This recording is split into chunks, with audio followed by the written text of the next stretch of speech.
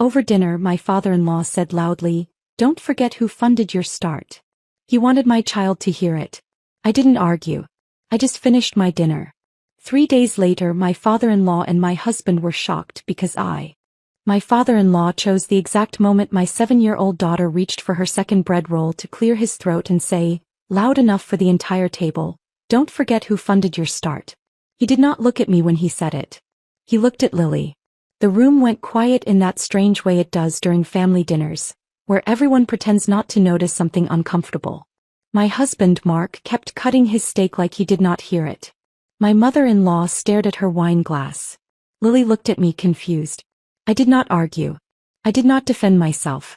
I just nodded once, took another bite of my food and asked Lily about her spelling test. The thing is, my father-in-law, Richard, loves reminding people that he invested $50,000 into my bakery 3 years ago. He says invested, but he treats it like ownership.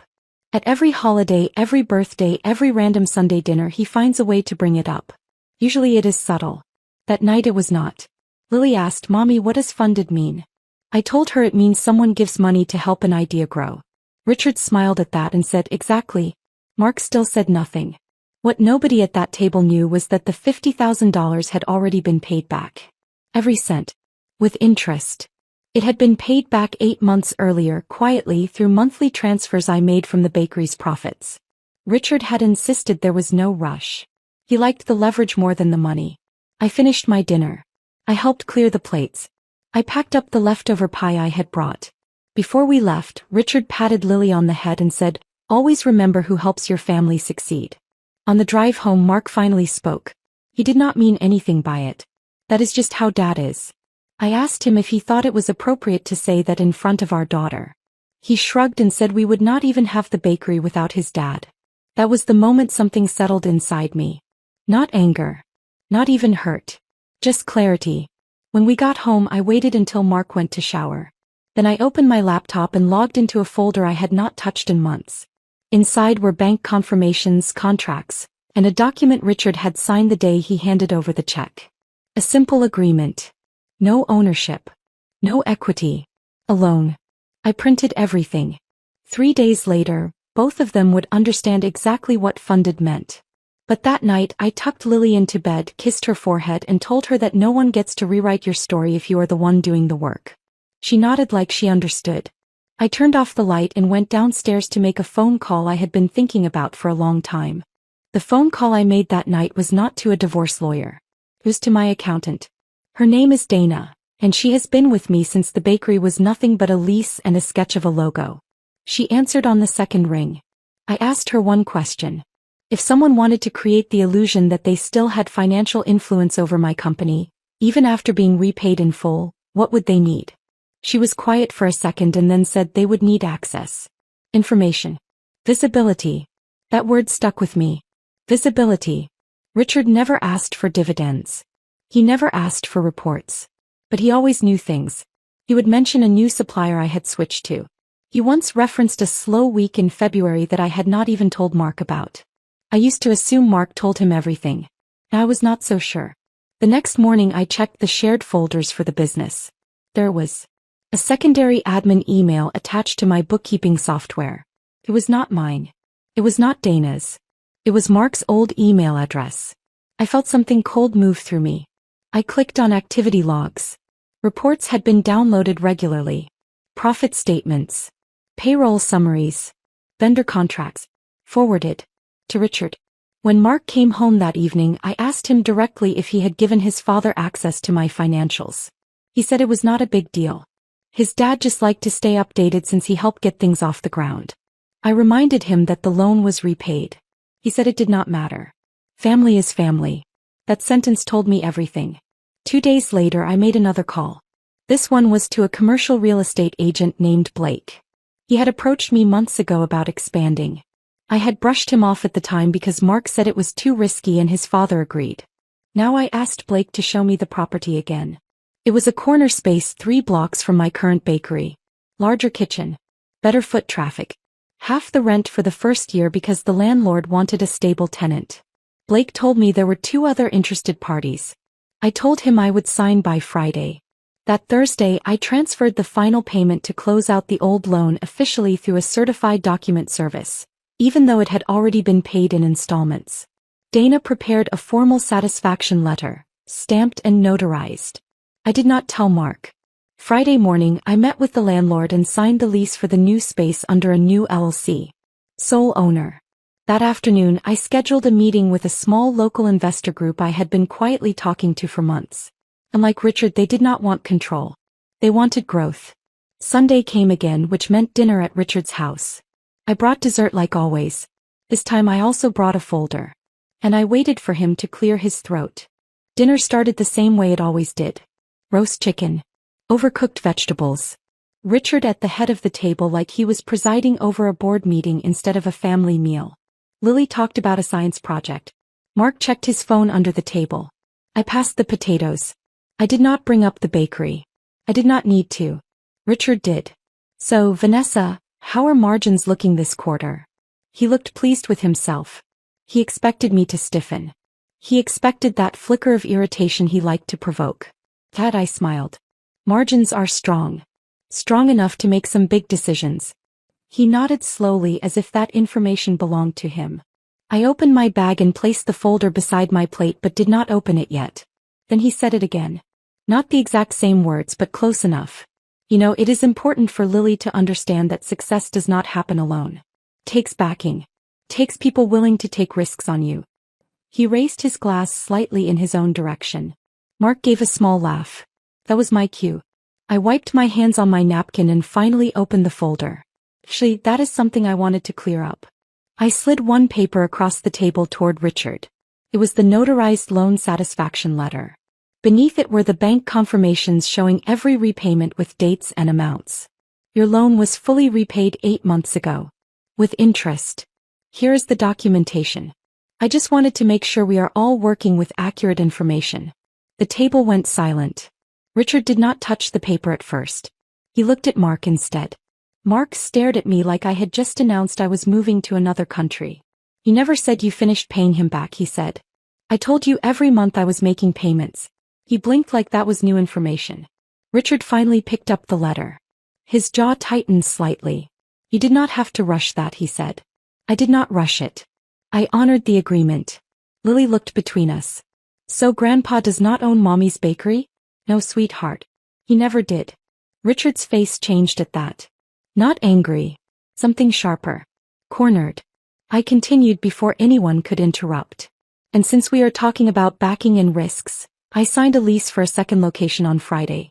We open in 4 months. Mark's fork hit his plate. You what? Kept my voice even. I expanded. I secured new investors. Professionals. They reviewed everything. They see long-term growth. Richard set the papers down slowly. Investors? Yes. Who approved that? I did. The silence this time felt different. Not awkward. Tarsh. Mark pushed his chair back slightly. Why would you make that decision without talking to me? Because every time I tried to talk about expanding, you told me your father thought it was a bad idea. Richard leaned back in his chair. It is a bad idea. Expansion kills small businesses all the time. Maybe. Or maybe staying small so someone else can feel powerful kills them too. That was the first time I saw real shock on both their faces. I closed the folder and stood up to clear Lily's plate. Dinner was over even if the food was still on the table. What neither of them understood yet was that the expansion was only half of what I had set in motion. The other half would make this conversation look minor. The second location was not the real surprise. The real surprise was what I had discovered the night I checked the admin logs. After I found Mark's old email attached to my bookkeeping software, I did not confront him right away. Instead, I let Dana dig deeper. She traced login history, download records, and forwarding rules. It was not just access. It was strategy. Richard had been using my quarterly profit statements to approach one of my wholesale flour suppliers directly. Dana found the emails because one vendor accidentally copied the bakery's main address in a reply. In those emails, Richard introduced himself as a financial stakeholder and asked about bulk pricing for a future family-owned expansion. He was gathering numbers, testing margins, positioning himself. For what, I did not know yet. Until Blake called me 2 days after that Sunday dinner. You might want to hear this, he said. Richard had toured the exact same corner property 3 weeks earlier. Not for me. For a new bakery concept he was allegedly backing. The timeline matched perfectly with when he downloaded my annual projections. I remember sitting in my office after that call staring at the wall. It was not about pride anymore. It was about control. That Sunday night after dinner, Mark confronted me in the kitchen once Lily was asleep. "You embarrassed my dad." I asked him if he knew Richard had been pitching himself as part owner to my suppliers. He hesitated just long enough. He was just exploring options. Options to compete with me? "You are overreacting." I pulled up the emails on my phone and handed it to him. He read them twice. Still he said nothing about it being wrong. He only said he would never actually hurt us. That word again. I realized then that in his mind I was separate from that word. The next morning I met with an attorney named Claire. Not a divorce lawyer. A business litigation attorney. By Wednesday, cease and desist letters were drafted. One for unauthorized representation. One for misuse of confidential financial data. One formally revoking any past digital access and threatening action if continued. Thursday afternoon, those letters were delivered by courier. 3 days after that dinner, Richard and Mark were sitting in my living room holding identical envelopes. Richard read his first. Mark read his slower. "You are threatening to sue my father?" "I am protecting my company." Richard looked at me like he had never actually seen me before. "You would destroy your own family over paperwork?" "No," I said. "I would protect my daughter from growing up thinking her mother needed permission to succeed." Mark stood up. "This is insane." "Is it?" "You both watched him position himself to compete with me using my own numbers." Richard finally spoke. "Business is business." "Exactly." The room felt small. Heavy. Then I placed one more document on the coffee table. This one was not from Claire. It was from a divorce attorney. Mark looked at it and then at me like the air had shifted. "You are not serious." "I am." The expansion was not just about a second bakery. It was about building something no one could stand over and claim. And for the first time since that dinner, Richard did not have anything to say. Mark moved out the following week. Not dramatically. No shouting. No broken plates. Just 2 suitcases and a quiet agreement that we would figure things out. He went to stay with Richard. The irony was almost funny. What neither of them expected was how fast things would move after that. Claire did not waste time. Within days, my attorney filed a motion requesting a forensic review of all shared marital assets and digital communications related to my business. If Mark had forwarded financial data without my consent, it mattered. Not just emotionally. Legally. That is when things started unraveling for them. Dana discovered that Richard had used one of those forwarded projections to apply for a small business line of credit under a new LLC registered in his name and Mark's. The concept name was different, but the projected revenue numbers were identical to mine. Same supplier breakdown. Same seasonal assumptions. He had not just been exploring. He had been building. When Claire's office sent a formal notice to the bank questioning the legitimacy of the application's financial projections, the bank froze the pending credit line. 2 days later, Richard showed up at my bakery unannounced. He did not yell. He did not threaten. He asked what I thought I was doing. "Running my business." "You are destroying your husband." "I am correcting a boundary that was crossed." He said Mark was devastated. That I was overreacting. That family does not take each other to court. Family also does not use each other's confidential numbers to start competing ventures. He had no response to that. The next surprise came from somewhere I did not expect. One of Richard's longtime golf friends, Thomas, requested a meeting with me. I almost declined. Then curiosity won. We met at a coffee shop 2 blocks from the bakery. Thomas told me he had been part of the informal investor group Richard pitched his new bakery concept to. He said Richard presented it as a generational family business that would eventually be passed down to his granddaughter. Lily. My stomach dropped. Thomas slid a folder across the table. Inside were copies of Richard's pitch deck. My numbers were everywhere. Even phrases lifted directly from my website's mission statement. Thomas leaned back and said something I will not forget. "Your father-in-law is charismatic. But he is not the one up at 4 a.m. baking." He told me the investor group had backed out after receiving Claire's formal notices. They did not want legal exposure. Richard's expansion collapsed before it even opened. That weekend, Lily had a school assembly. Parents were invited. Mark and I both went. We sat on opposite sides of the auditorium. When Lily walked onto the stage for her reading award, she scanned the crowd until she found me. After the ceremony, she ran over and hugged me. Grandpa said you and Daddy are fighting about the bakery. I told her grown-ups sometimes disagree about work. She looked up at me and said, I told him you built it yourself. I did not correct her. 3 days later, Mark asked to meet. Not at the house. Not at his father's place. At my bakery. He stood near the counter while customers moved around us. Dad is furious, he said. That is not new. He said you humiliated him in front of his friends. The bank. Everyone. I wiped flour off my hands. He humiliated himself. Mark looked tired. Not angry. Just smaller somehow. He said he did not realize how far his father was going to take it. That he thought it was just brainstorming. I asked him one question. If his plan had worked, would you have stopped it? He did not answer. That silence was enough. The divorce paperwork moved forward quietly after that. But the real ending was still coming. And it would not happen in a courtroom. The real ending happened 4 months later, on the morning of the grand opening. The second location was brighter than the first. Floor-to-ceiling windows. A long marble counter. The smell of fresh bread drifting out onto the sidewalk. A small line had already formed before we unlocked the doors. A reporter from a local paper stood near the entrance. Blake had tipped them off about a woman-owned expansion story. I had almost said no to the interview. Then I remembered that dinner. Don't forget who funded your start. I agreed to the interview. Inside, Lily stood behind the counter with a little apron I had made for her. He was not working, just observing. She took the role very seriously. Mark showed up 10 minutes before we opened. He kept his distance, hands in his pockets. We were civil by then. Papers signed. Custody schedule agreed. No dramatic custody fight. Just a quiet ending to something that had been hollow for longer than I realized. Richard did not come. At exactly 9 we opened the doors. The morning rush was better than I expected. By 11 we had sold out of the signature sourdough.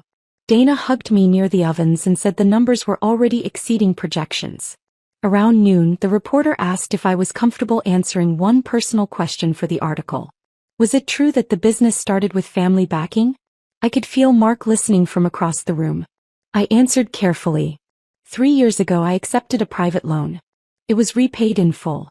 What built this company was consistency, staff who believed in it, and customers who came back. Simple. Factual. No bitterness. The article went live online that evening. The headline read something about resilience and growth.